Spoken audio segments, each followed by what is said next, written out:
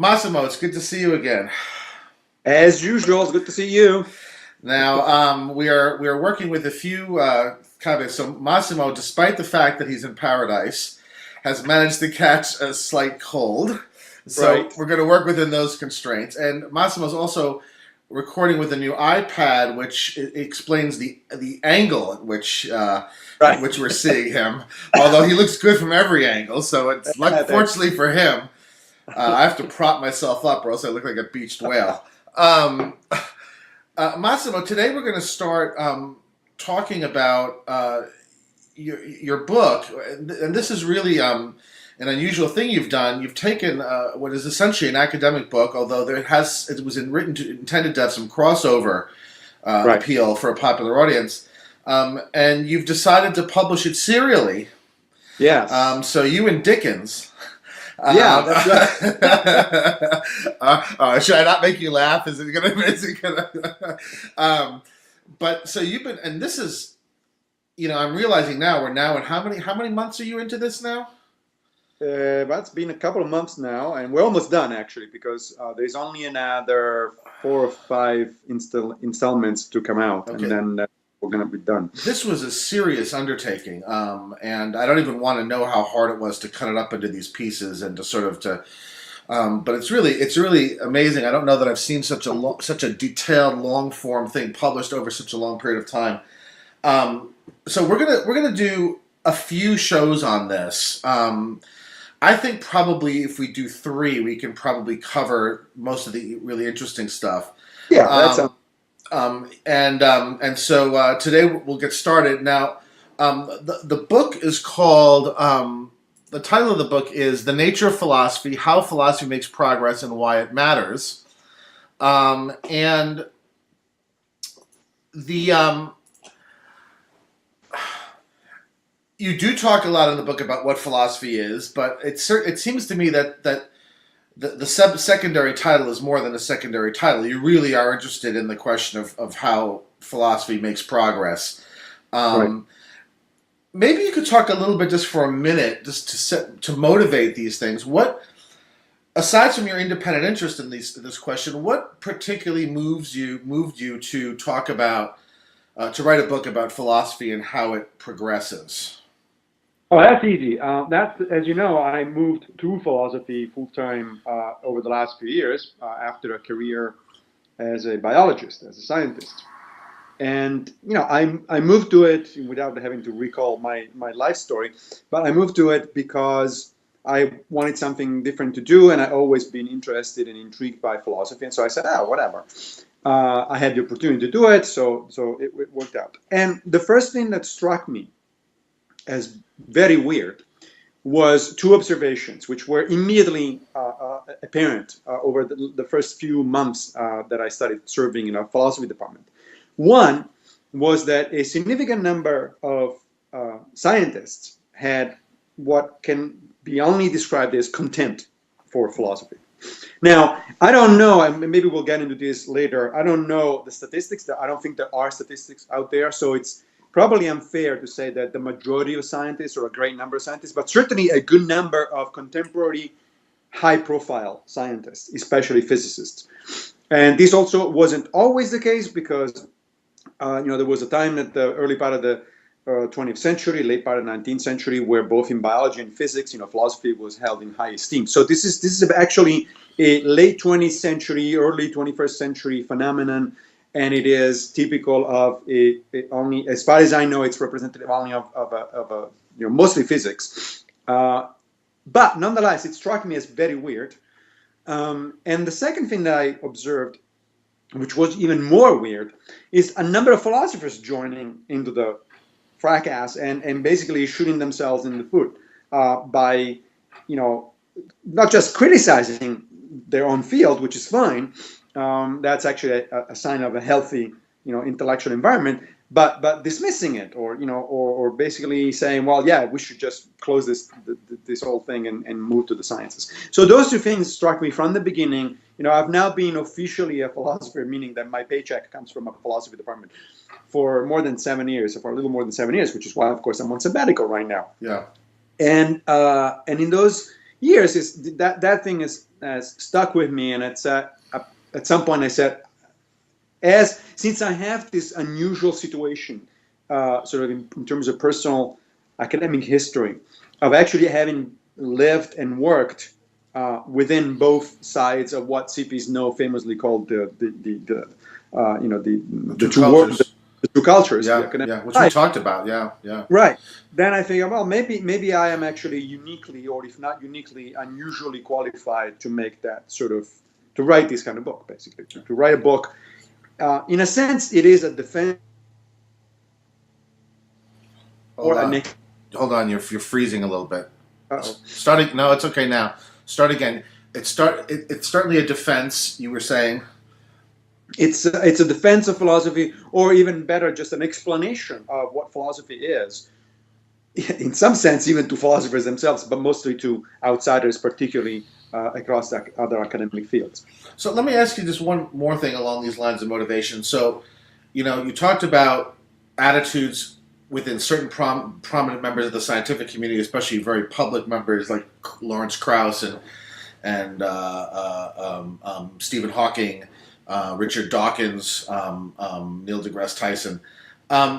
Then you talked also about some of the attitudes within the philosophy departments themselves, which I certainly see, and we'll probably talk about later. But there's also a third thing, and that is that sort of the institutional jeopardy that philosophy seems to be in, Sure. that you and I have discussed within the academy. And is there some sense in your part that you think that this also, I'm assuming that you think that all of these are the result of people not understanding the distinctive way in which philosophy makes progress, that that's the relationship between the topic of progress and your motivations. Because you're not just writing about philosophy generically, you're writing specifically about the way in which philosophy progresses. Is it your impression that these negative attitudes and the institutional jeopardy philosophy finds itself in is partly due to not understanding the way in which philosophy progresses? Yeah, and I'll tell you why. So as you know, philosophy is classed usually among the humanities, the humanistic disciplines. Yes. But it has always, I would maintain, been a little strange of a classification, because philosophy certainly does have, obvious humanistic components. I mean, some philosophy is basically literature, or literary criticism, or things like that. But since philosophy is also, the mother of logic and the mother of science itself, it's very closely related also historically to mathematics. Think about the Pythagoreans, for instance. Yeah. Then it's kind of weird, because it really actually is literally, it does stride both areas. It's not just humanities. It's not quite a science. And I think that is why it's being singled out by the scientists, because you never hear Stephen Hawking say, "Oh well, we should never read Shakespeare because it's useless." Right. Granted, some academic deans do that kind of, say that kind of thing, actually. But that's just because they're a bunch of ignorants who Yeah. do their own things in terms of sort of market economy, whatever the hell they think that it's good for the university. But you don't hear scientists say things like, Right. forget about literature, forget about, don't read Susan Sontag on camp or something, right? I mean, they don't. Yeah. So because they realize that there is value. They may not understand it, or they may understand it. I don't know, but there is value. I mean, I'm pretty sure that that people like deGrasse Tyson and Weinberg and so on and have read, Right. Shakespeare or read literature. Right. And have been to they go to art museums. They listen to operas. They go to museums. Right. They go to concerts. Yes. Right. So nobody within the academy, except for those misguided deans and provosts that I mentioned ago, questions the value of the arts and the humanities per se. But the value of philosophy, yes, it's open field. And so I wondered, why is that? Why is it that we are not left alone, just like the musicians, the painters, the writers, and so on and so forth? And I suspect, by talking to fellow colleague scientists, that the reason is because we are literally seen as not doing either one of those things. Yeah. We're seen as wanting to ape the sciences, but not quite getting there. And at the same time, we're not really literature. So what the hell are we doing? Right. And so there's a kind of an expectation that we fail to fulfill that they don't have of artists and paint. Because this is one of the things I'm going to want to talk to you a little bit about later. I mean, we talk about progress, and I'm going to ask you sort of to talk a little bit about how you define progress in the book and how you assign the different kinds of progress to the different disciplines. But along the lines of the logic of what we're talking about thus far, the idea, I guess, then is supposed to be that, well, the reason the scientists don't dismiss the arts is that they don't expect the arts to progress. Correct. Now, that's very weird to me because I think the arts definitely do progress. And so we should, when we get to talking about the different kinds of progress, maybe we'll get into that. But is that roughly what you're sort of saying? You're saying, look, the scientists have a very clear conception of progress. Philosophy doesn't fall under it, but philosophy also doesn't seem to be one of those things that they would exempt from it, right? Exactly, that's right. Now that said, I'm actually not sure that the arts don't make progress. And in fact, at some point in an early incarnation of the book, which initially, by the way, the initial title for the book, the working title for the book was, Does Philosophy Make Progress? That it was much more explicit, and it was in terms of a question. Of course, it was meant to be as a rhetorical question, but nonetheless. But originally, one or two of the chapters actually dealt with other areas of the humanities. For instance, music or the visual arts. The problem, and then I eventually decided to drop that because, frankly, it's so far out of my expertise that, already, as we will talk about either today or in the next installments, already going out on my limb talking about, science, I know enough, I think. But talking about mathematics, the history of mathematics, the history of logic, that was already spreading myself as thin as I could feel comfortable with. I wouldn't feel comfortable going. I had read actually quite a bit. I prepared for that chapter on, based on the history, on art history and literary criticism and all that. And I do think that actually, even since we're now talking informally and it's not part of the book, I do think that even in those fields, there is something analogous to a exploration of different ideas in sort of a kind of logical space or space of possibilities, if you like. I don't want to call it logical space because that sounds too formal, but a space of possibility. So my favorite example, which I have a couple of musician friends and they tell me that this way of looking at it makes sense. My favorite example is jazz, the history of jazz.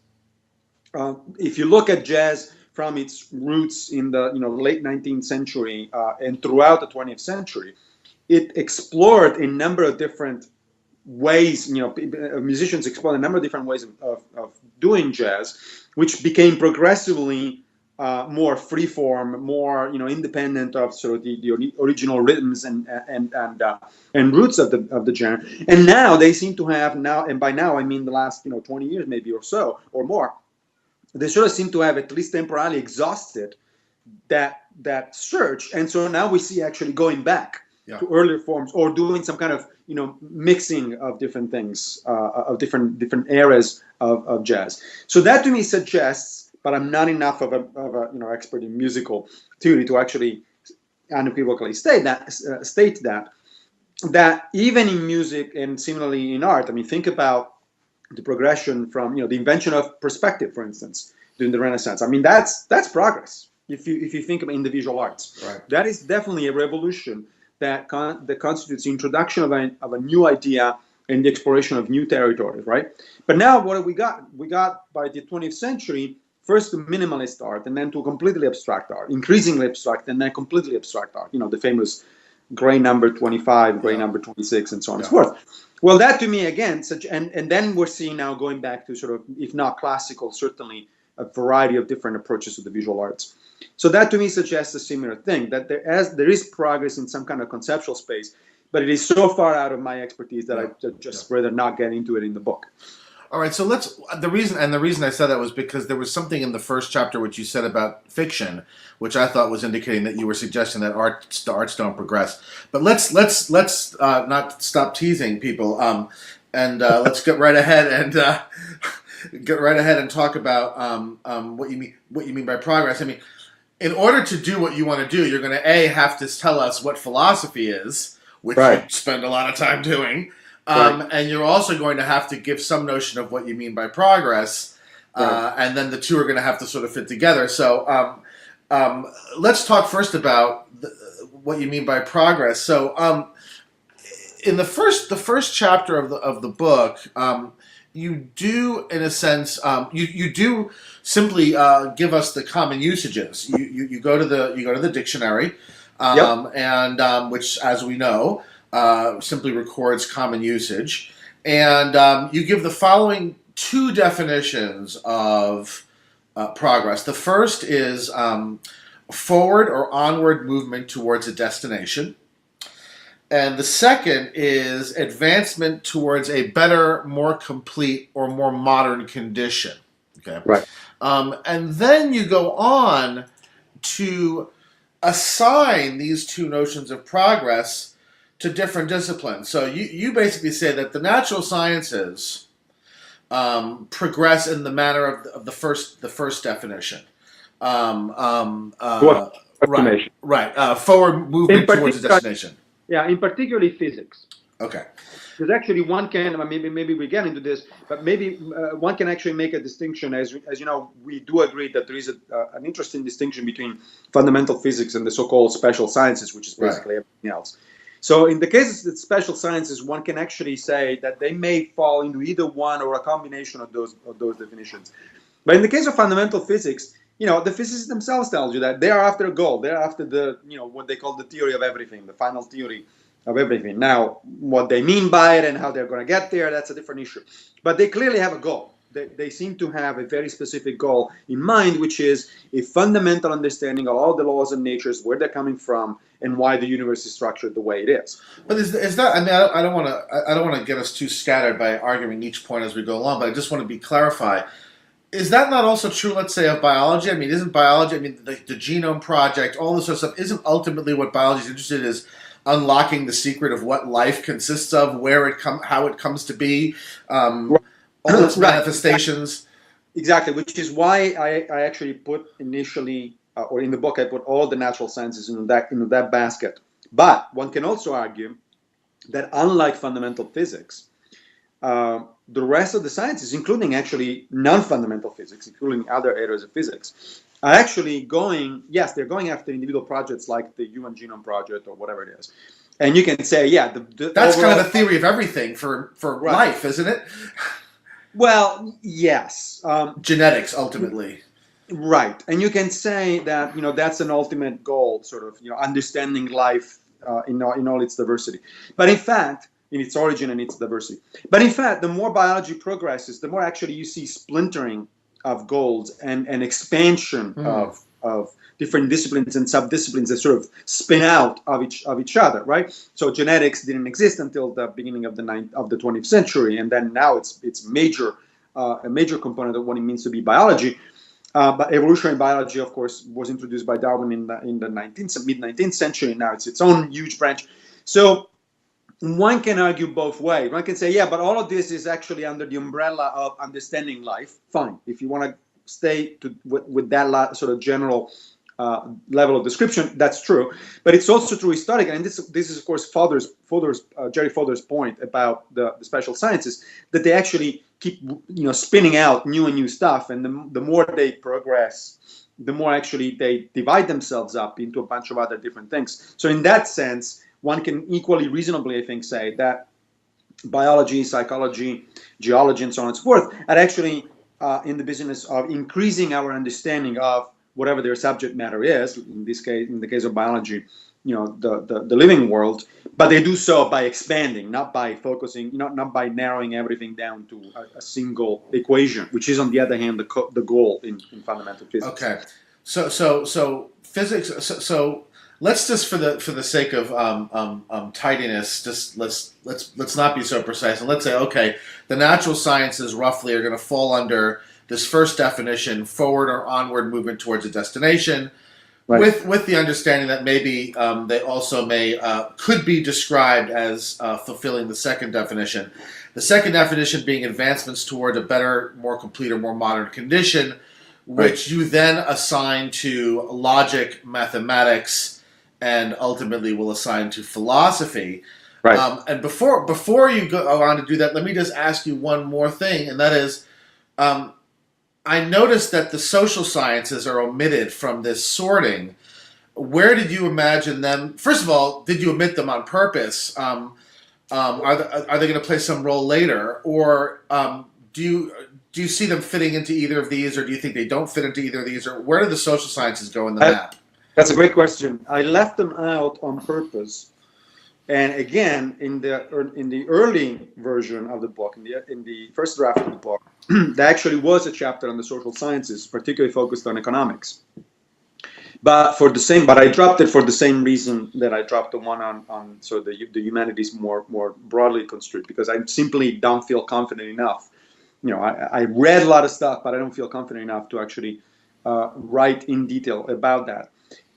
So I left it out. But one thing that makes the social sciences a weird thing is that I think one can make a reasonable argument that they're actually a combination of humanities and social science, and natural sciences. This point was brought home to me by a colleague of mine at City College. Last semester, before going on sabbatical, I taught a new course on epistemology across the curriculum, where we looked at the epistemological aspects of different disciplines, all the way from the natural sciences to the social sciences to even the humanistic disciplines, right? And this colleague of mine came to give a talk to my class about basically sociology and sociological history, right? And he said explicitly, he said, we fancy ourselves, we think of ourselves as a science, we aim to be a natural science, we like to be a natural science. But at the same time, it is and he said, and I'm fine with that, meaning that we want to import all of the quantitative aspects, all of the modeling aspects, if possible, if they work, from the natural sciences. But at the same time, there is an irreducible human aspect to it, an aspect of narrative. He was giving the example, for instance, of colonialism, right? And he said, okay, you can describe colonialism, the phenomenon of colonialism, in terms of figures and numbers and facts, and in a very sort of third-person scientific way of doing things. But you're missing part of the picture. What are you missing? Well, you're missing the first-person account of people who lived either under or were actually on the other side of the colonialist divide. And he showed example after example. And he said, look, if you don't read biographies of these people, if you don't read what they have to say about it, you're just missing something fundamental to understand what colonialism was about. Yeah. Which to him meant that sociology in that sense, or sociological history, was actually this weird combination of natural sciences and humanities. And I bought, I think, at least provisionally, that kind of description, which meant that I left it out of the book, at least in part because that would complicate things even further. And as you know, the book is long as it is. Yeah, no, that's fine. That's fine, and I don't mind. I don't think there's anything wrong with dealing with a simplified domain of things. I just, for my own clarification, wanted to know how you saw that. So maybe talk a little bit about the way in which you see logic and mathematics, and let's leave philosophy out for a minute. How you see logic and mathematics fulfilling the second definition, advancements towards a better, more complete, or more modern condition. Right. So there is, that classification struck me initially it was an intuitive thing. I mean, I looked at what mathematicians and logicians are doing. I'm more familiar with what logicians are doing than mathematicians because, of course, I'm in a philosophy department, so I talk to logicians, and I studied logic at the graduate level. I studied mathematics only at the undergraduate level.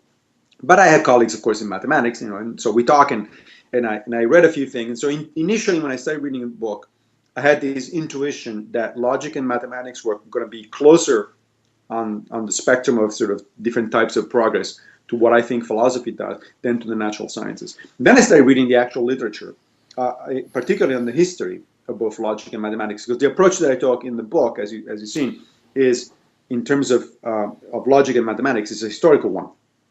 I think that it makes sense if you're talking about progress to say, well, all right, these things started out with Pythagoras and Aristotle and things like that. So, and now here we are with Fermat's last theorem on the one hand, and multimodal logics and things like that. So how do we get here from there? And it turns out that there seems to be a pretty good agreement among mathematicians and especially historians of mathematics of how they got there. And there are very deep parallels between mathematics and logic.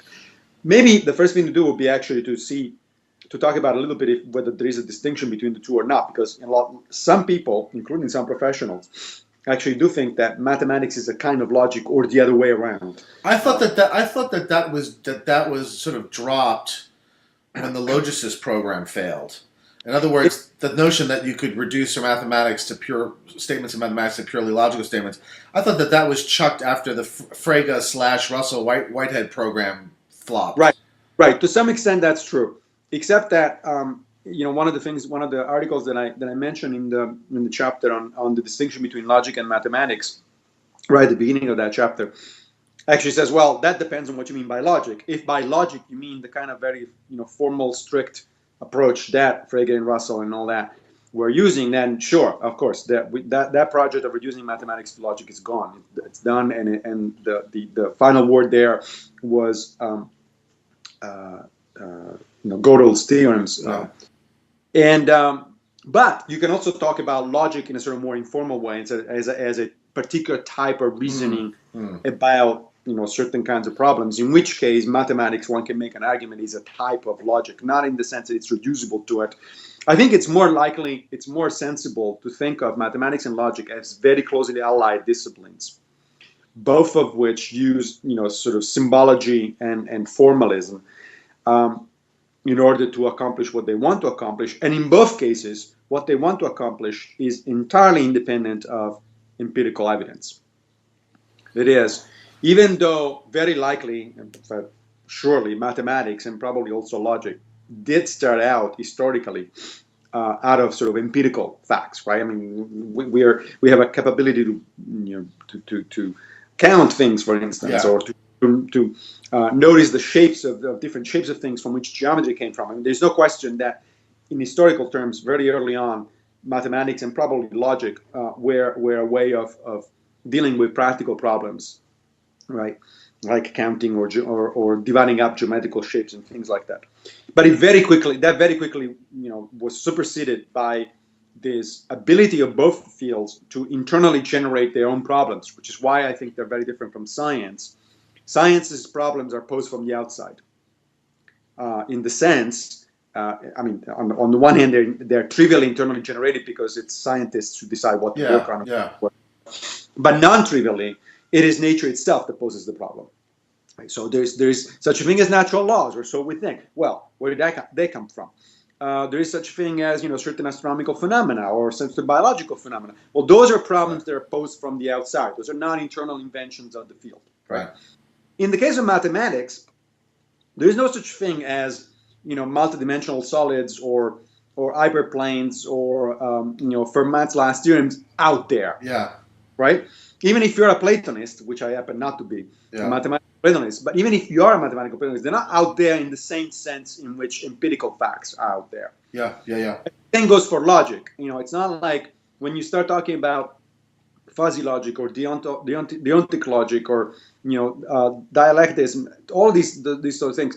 Those are answers to internally generated problems. Let's take dialectism, which is this sort of interesting new type of approach to logic, which deals with paradoxes, right? So this idea that typical classical paradoxes which when they're stated in classical logic, which of course has only two modalities, yes or no, true or false, then you come up with these paradoxes where the answer doesn't seem to be either yes or no. Right. So you have the liar's paradox, things like that. Yeah.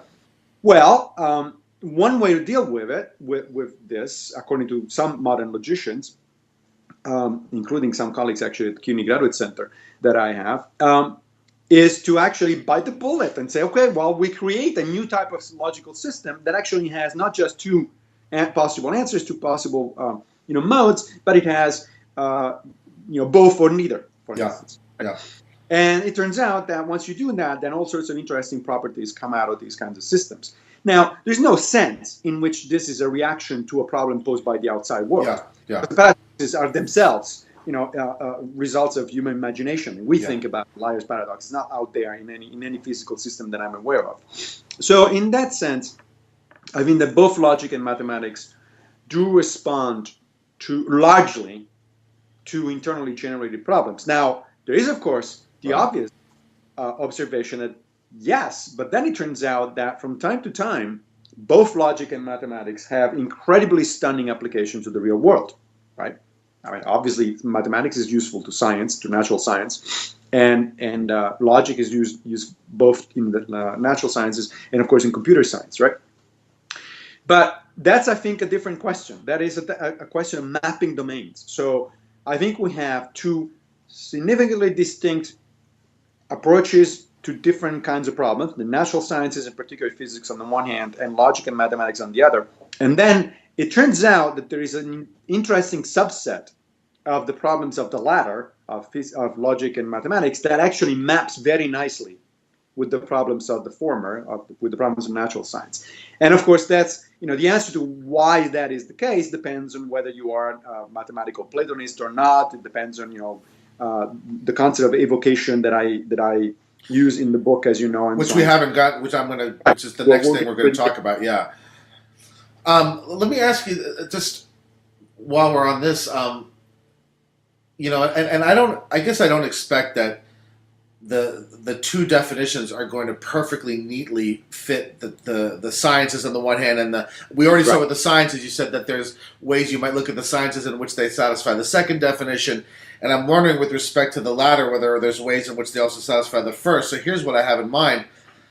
Now maybe I'm wrong about this. I mean, I certainly know a lot less about science than you or probably most people, but I was under the impression that part of the motivation, the impetus for the development of non-Euclidean geometries was relativistic physics. And I was also under the impression that some of the motivation for developing multivalent logics was because of quantum mechanics. Is that not the case? Yeah, so historically it's not quite actually that clear cut. It's certainly the case that non-Euclidean geometries have been used and have a huge application in relativity. It's also the case that non-classical logics have used in quantum mechanics. But actually, quantum mechanics, I think the case of quantum mechanics is more clear. Non-classical logics are still insufficient to deal with quantum mechanical phenomena. Okay. They were developed before quantum mechanics or independently of quantum mechanics toward the end of the 19th century. It is true, however, that logicians are in fact working on basically quantum kind of logics, which are inspired by actual world, empirical data.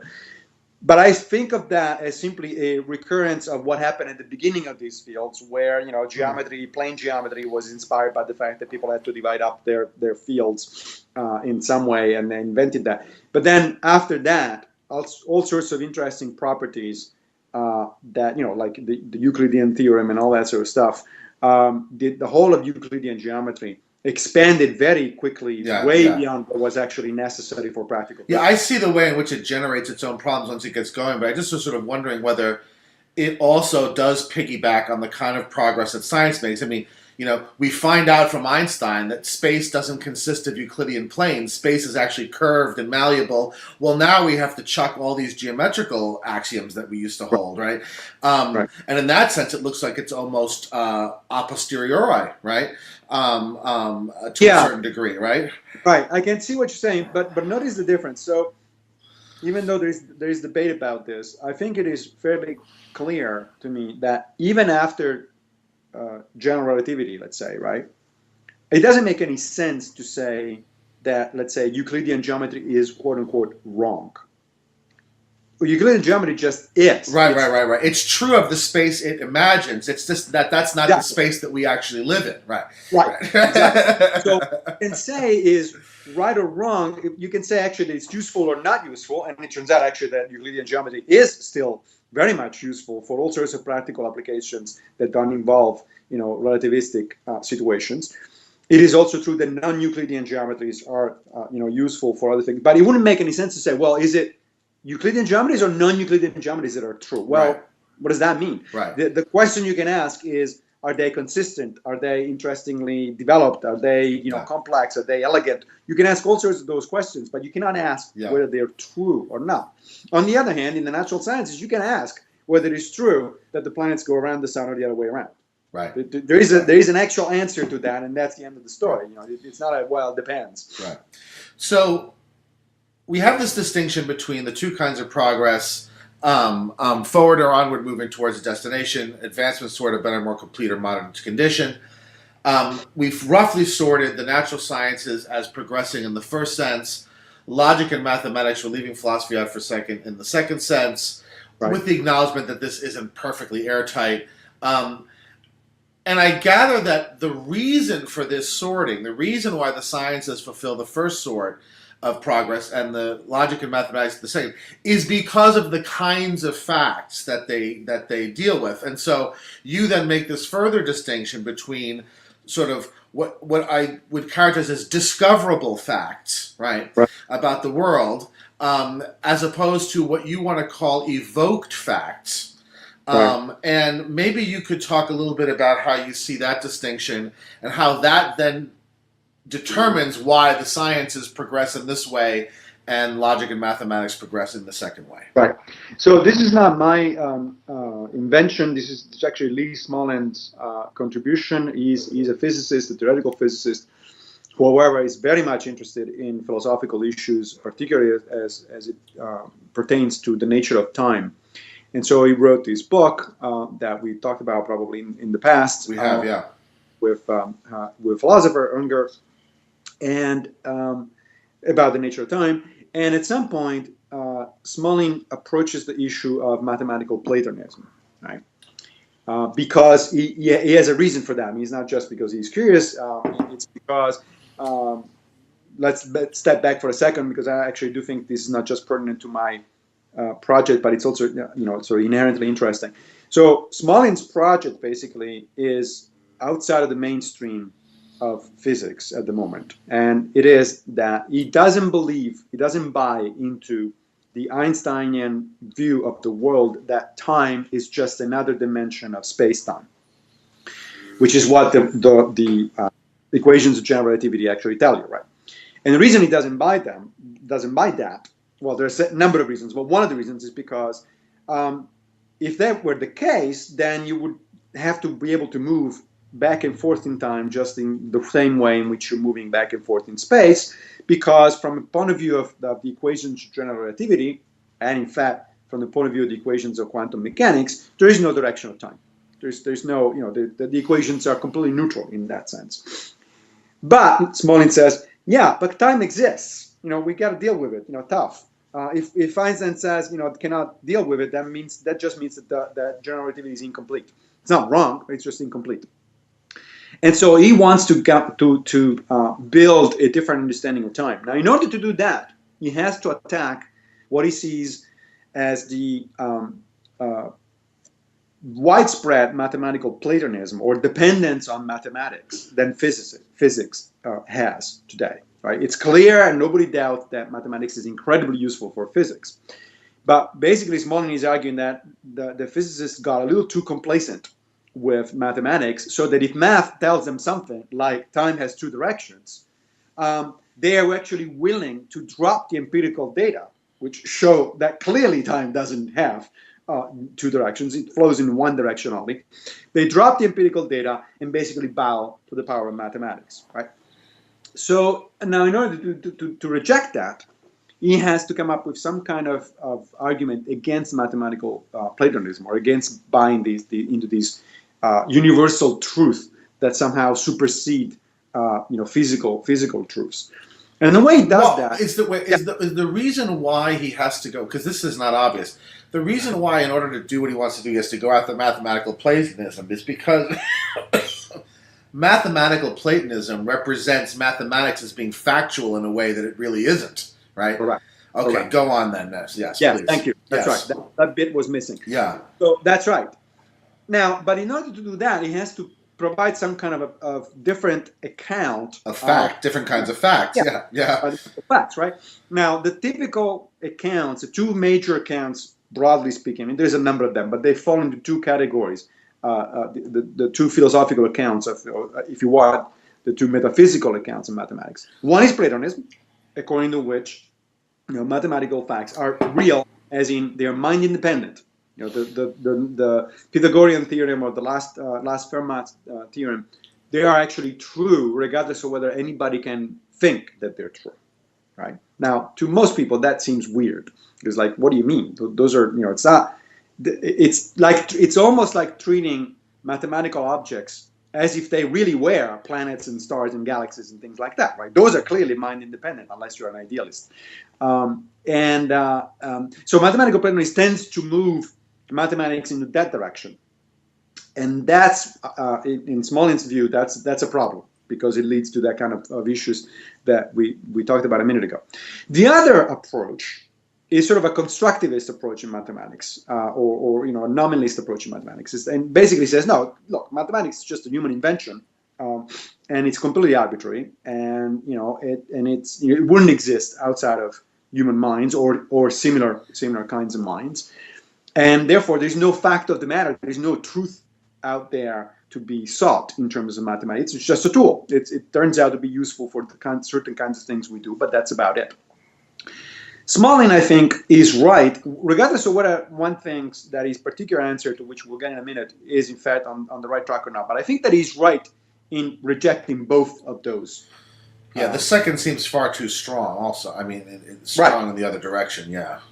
And then this is a problem. This is an issue that in the philosophy of mathematics has been going on for a long time, because there are actually fairly strong arguments, but also very large weaknesses on both camps, right? So the mathematical Platonists will say, well, how else would you explain the unreasonable effectiveness of mathematics? I mean, it's like it would be a miracle if there were no mathematical facts, and all of a sudden you find out that mathematicians have been going on for decades, sometimes centuries, working in a certain direction, and then it turns out that, oh gosh, the universe is actually made like that. Right. Like, wow, what a coincidence! Now, if it happens one, maybe it's a coincidence, but it's the history of it works a lot. It works. It happens a lot. So, once it's a coincidence, two, you gotta start thinking about it. If it is hundreds of times, you say, okay, this can't be anything other than a miracle.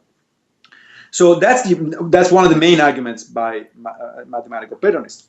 But the arguments on the other side, on the sort of nominalist side, is like, okay, dude, but now you are actually conjuring up some really weird ontology of these mathematical objects, and you don't have an explanation of how we have access to that realm, separate realm of mathematics. I mean, we know how we have access, we gain access, as imperfect as it is, to the physical world. We have the five senses. Actually, recently, people have been arguing that we have a lot more than five senses, but whatever, the senses that we have, and then we augment those senses by way of sophisticated, scientific instrumentation.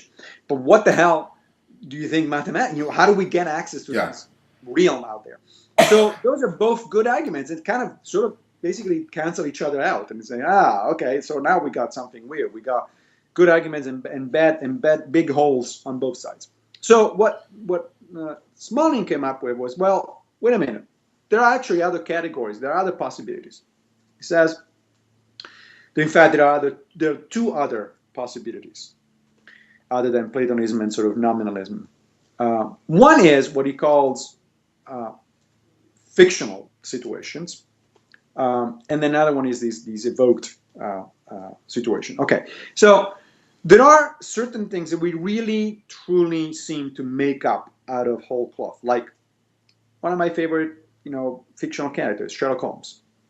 It's not out there. Nobody would presumably be Platonist about Sherlock Holmes. It's it's a particular invention of a particular human mind. Although I hate to disappoint you, but I mean, there is quite a number of theories and aesthetics of both of ontology, and for example, literary objects are often treated platonically, as are musical compositions, precisely because they're repeatable in a way that a painting is not, right? So a painting is taken as a concrete object, but if I burn all the copies of Sound and the Fury, I haven't destroyed Sound and the Fury, the novel, right? In other words, it can be reproduced, right? That's right. And I can perform Shakespeare's The Tempest in 5 different places. 5 different people can perform the same play.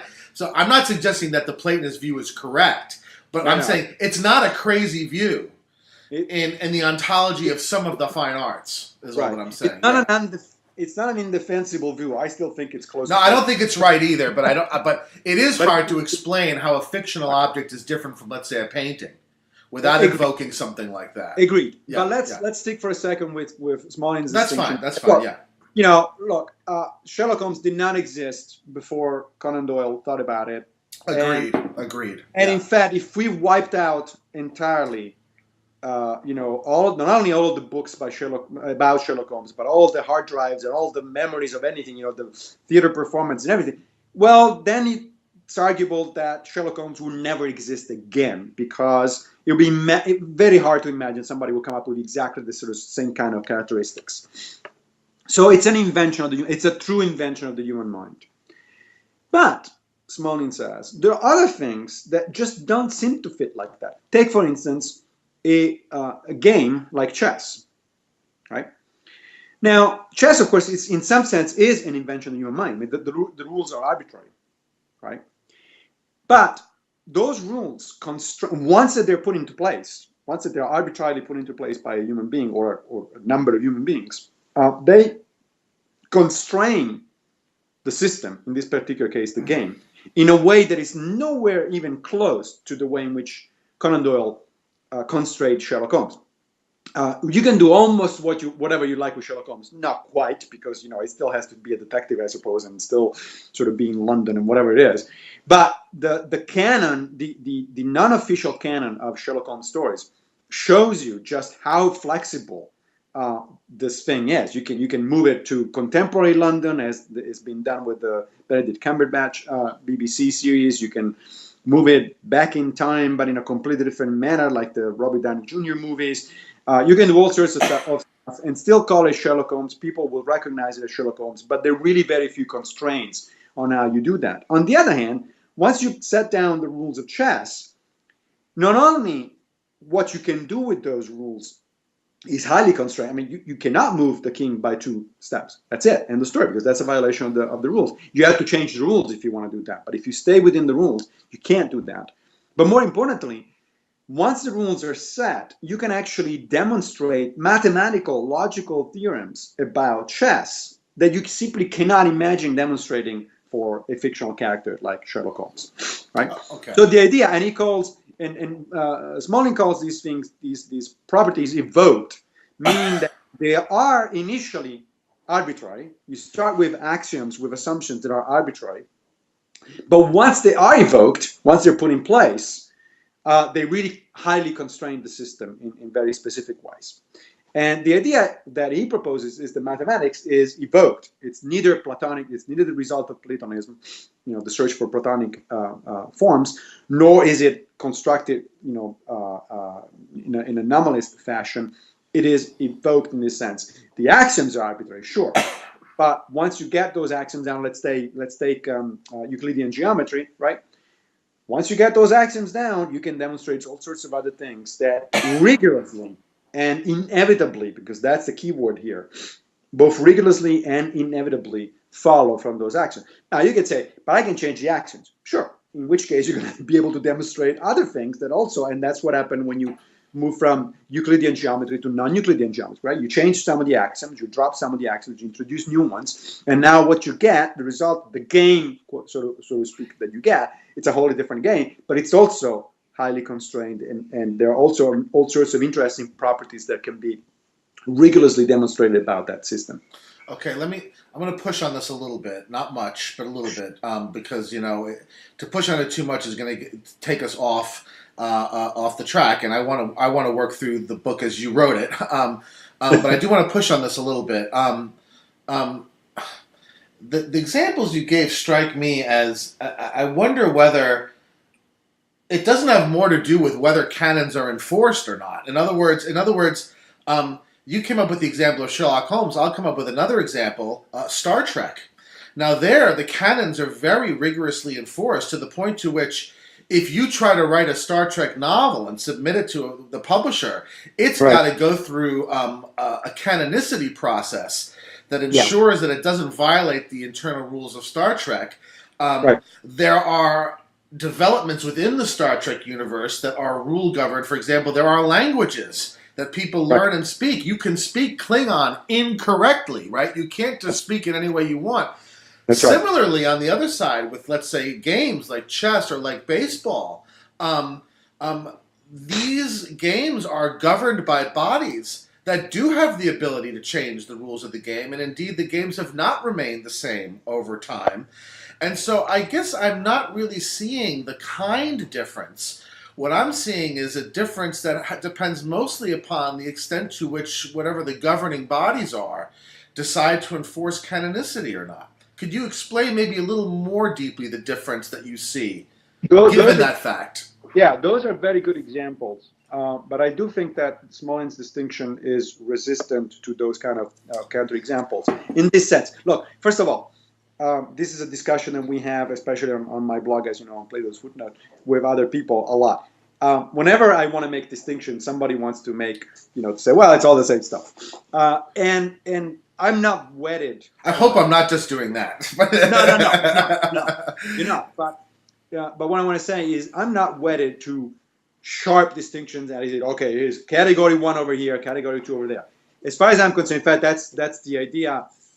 The metaphor that I pursue in the rest of the book is one of a landscape with a number of peaks that sort of grade into each other, right? A number of intellectual peaks, if you like, that grade into each other. So if we want to say, look, there is no clear-cut, sharp distinction between evoked systems and just invented systems, I'm okay with that. As long as we agree, however, that there is enough of a distinction that really chess is in fact different even from Star Trek. And let me try to explain why. So it is true that there is a body of governance of Star Trek or whatever it is that does or does not allow certain things to happen. But what that body allows, it's largely a matter of the taste of that body.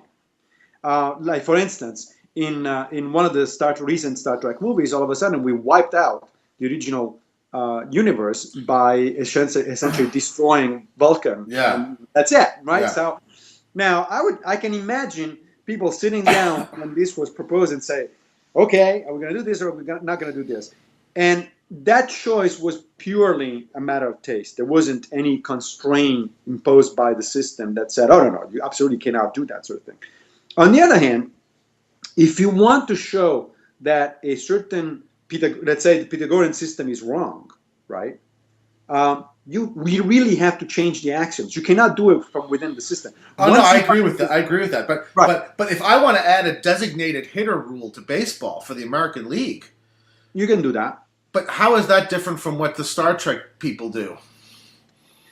Well, I think it's more similar to what the mathematicians do, because you can add an axiom, let's say, to a system, or logicians do. You can add, in the book at some point, I show what I thought was really interesting logical connections, so to speak, metalogical connections between different types of logic.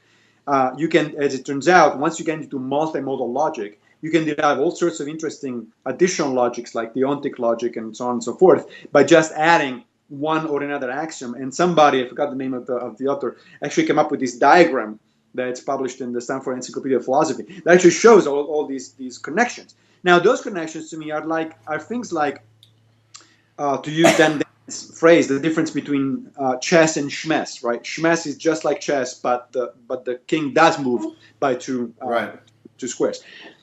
You're changing the rules, or like your example of baseball, right? So you're changing the rules, but once you change the rules, of course, there are different things you can do, and there are other things that maybe you were able to do before and you cannot do anymore. But the point is that it's a question of just how rigid the system is. Sports, by the way, is interesting that Smolin didn't pick sports as an example. Because you think that's kind of in between. It's nebulous. Exactly. Yeah. Exactly. Yeah, because the baseball example sounds a lot like the Star Trek example and less like the Euclidean geometry example. Let me ask you one more thing, and I think probably we'll have to draw because I know you have to go out to dinner. And it's actually a good place for us to stop because then we'll start in on philosophy next time. The last thing I want to ask is, okay, let's say I accept this notion of evocation, right? So we have a distinction between discoverable facts and evoked facts. And let's leave out invention for the sake of simplicity. The whole idea, part of the idea was supposed to be that, well,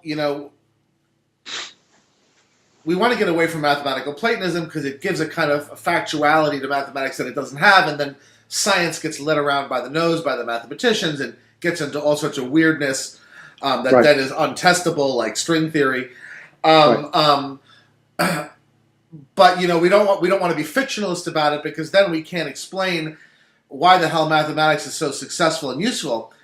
I don't understand. Maybe you can explain how the evocation treatment of mathematics helps in that regard, because all that the evocation does is suggest that there are certain kinds of inventions that then become rule governed in a way that they can't just be sort of willy-nilly pulled.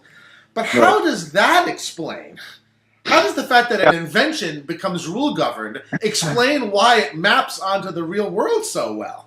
Right. Now, at that level, we need to abandon the analogy of chess or any other game and just talk about mathematics and logic. And it is a great question. I mean, this is definitely an interesting question for both epistemologists, I think, and metaphysicians.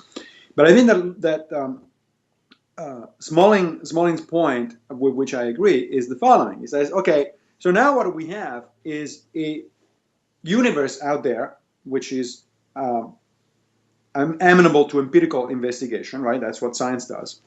And if there is one thing that seems to be true of the universe, is that it's logically coherent. There's nothing in the universe that happens that seems to violate any basic laws of logic. It's a coherent system. It's an understandable system. That's true with quantum mechanics? Yes. Once you get into those rules, yes. Okay, go on. You have to use certain particular kinds of rules. But even so, it's very consistent. In fact, quantum mechanics is even more consistent, if anything. Okay, go on. Because you can make predictions at a very, very high level of precision, right? So it seems like, for whatever reason, which we will leave unaddressed at the moment, the universe itself seems to be logically coherent. It's not. It doesn't emit of incoherences. Now, if that's the case, then Smolin says, one can argue that that's why mathematics and or logic are occasionally very useful to science, because the universe as it actually exists is a subset of all possible mathematically coherent universes. If you're a Platonist, like Max Tegmark is, for instance, the mathematician, you would say, aha, therefore all of these other universes exist as well. Right?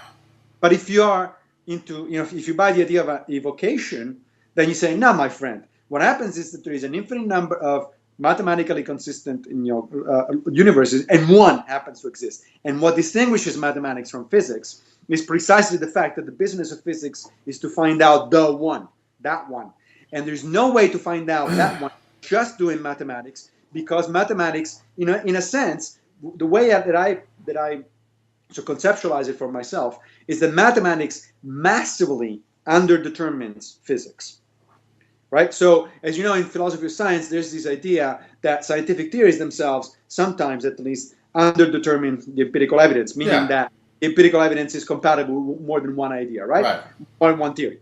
When in which case, you only have two options. Either you are at least provisionally agnostic about which theory is going to be the correct one, or you're going to wait until you're going to seek until more evidence comes to distinguish one from the other, because it's not an indeterminacy situation; it's an underdetermination situation. Exactly, it's an underdetermination. Right. Now, the idea here that Smolin has is that logic and mathematics massively underdetermine the world as it is, because there is only one universe. He doesn't believe in the multiverse. He says that's metaphysical speculation. In fact, that's one of his examples. The result of mathematics having excessive influence over philosophy, over science. Yeah.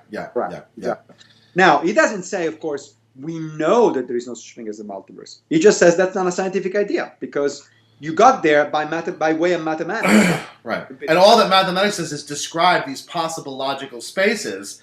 But there's a lot of possible logical spaces, and there's only one actual world, right? Exactly. There is even though there are logical spaces that are incoherent, and therefore they cannot physically exist, assuming the axiom that I mentioned a minute ago, that the actual universe is in fact mathematically and logically coherent. Let's assume that for a second, right? If you assume that, it is true that there is an infinite number of universes that cannot exist because they would involve mathematical or physical, or logical inconsistencies. But there is still an infinite number of universes that could exist, because of course there are different degrees of infinities, different ranks of infinities, and the business of science is to go after only one. But if this is what I still don't understand, and I'm wondering whether there has to be some sort of I mean, each of those mathematical possibilities is evoked, right? And so, Yes. how does evocation explain the matching of any of them with the actual world? In other words, if evocation starts just like fiction does and is Yeah. distinguished from fiction only by the fact that rules then emerge, Right. then I don't understand why evocation in mathematics or logic explains why it fits the world so well in this particular case. Let me go back to chess at this point. So I think that it may be misleading, and maybe I wrote it that way, and so it's my fault. But it may be misleading to say that it's about one has rules and the other one doesn't have rules. It's about the rigidity resulting from those rules, because as you pointed out, in the case of Star Trek, there are rules, quote unquote, meaning there are things that fans agree and writers agree to respect. And those are in fact rules, right? But those rules are not rigid. They don't determine in a rigid way what happens to the system. The rules of chess, on the other hand, unless you change them, are in fact rigid. So the example to answer your question would be this: there is an infinite number of configurations of chess pieces, chess games. There's an infinite number of chess games that you can possibly play, or very, very, very high number of chess games you can play. But if you want to understand a particular game, let's say that you want to understand, the game that was played last year in the final of the World Championship, then that game represents reality as it actually occurred, right? Those two players didn't play any of the other really, really, really large number of games. They played that one. But the reason you understand what happened, and you can actually describe it, you can even explain why one player lost and the other one won, why a particular move was a good move and turns out to be a winning one, and so on and so forth, is because those things are derived in a rigid way from the system of rules. But the system of rules massively underdetermines that particular game. So in the analogy there, and of course, like all analogies, it's imperfect, right? But the analogy that I'm trying to draw here is the rules of chess as equivalent to all the axioms in mathematics, and a particular game of chess that actually happened as equivalent to the particular universe that actually exists. In both cases, there is a massive underdetermination of one by the other. And you can say, oh no, it wasn't just that particular game that was played. Infinite number of games were played, and we just happened to observe this one. And that would be weird. Right? Yeah, but isn't it the case that if there are infinitely many possible fictions, right? Now, presumably, one of those possible fictions is going to be a little literal description of the world that we live in, right? So, in other words, rigidity of rules seems to be an internal property, like coherence. I don't see how that connects you to the world in any particular way. Well, what you just actually proposed is similar to the famous short story by Jorge Luis Borges, The Library. Yeah. So maybe we should actually link to the yeah, that's wonderful. Yes. Yeah, it's a really fun story, right? And so the idea, of course, is that there's this library where it contains all possible books written with certain rules. Actually, if I remember correctly, that were written in a particular language or were a particular, with certain alphabets or a certain grammar. But given those very loose constraints, let's say English and the characters of the English language, the rules of the English language, you can write an infinite number of books. Most of them are going to be complete gibberish. Right. They're going to be, yeah, z. Right. But at least one is going to actually, or possibly one, it's going to actually give you a precise description of all past history and all future history. And of course, in the short story, there are all these people who waste their entire lives trying to find the real, which of course there's no way to tell which one it is, right? Because it could be different from the actual. The one you're reading may be very accurate, except for a very crucial detail. Yeah, there's one fewer hair on your head than you actually have, right? Now, the way I understand, in fact, I actually thought in the past of this was before reading Smalling. I thought in the past of Borges' Library as a reasonable way to solve the conundrum of mathematical Platonism. That is, to treat language as a sufficiently rigid system. It's not as rigid as mathematics, because languages, of course, evolve naturally, Yeah. and they don't have a logical coherence that you find in mathematical system or systems or logical systems. But nonetheless, they're rigid enough systems that you can actually use them, of course, as descriptions of the real world. Yeah. That's how science got started, right? And so if that's the case, yes, there will be one book in the library that does describe the real world. Now, what I would say then is that natural language, again, similarly to mathematics, massively underdetermines the actual physical universe. And that is because of very similar reasons. That is, it is a coherent system. I mean, we try to use language. I mean, even natural language has a high degree of logical coherence. Yeah. And because otherwise we couldn't use it. I mean, language. Let's go back to the beginning. I mean, there are all sorts of weird sort of theories about how language arose and why language arose. But one thing we can be reasonably sure about is that it arose as a way of communicating things about the world. And that is why languages tend to be somewhat, at least, logically coherent, because the world itself is logically coherent. And you cannot use a system, you cannot describe the system that is logically coherent using a tool that it's got nothing to do with logic. Right. So I think that your example is a good one, the language one. But I do think that language is, in some sense, a sort of borderline or intermediate situation, precisely because it is constraining. It's not as constraining as mathematics or logic or the rules of chess, but it is constraining enough that you can in fact say, and reasonably so, that but if I write enough random books and put them into Borges' library, one of them will actually be the final theory of everything. And yeah, that's true. But would you then want to say that book is not invented but evoked?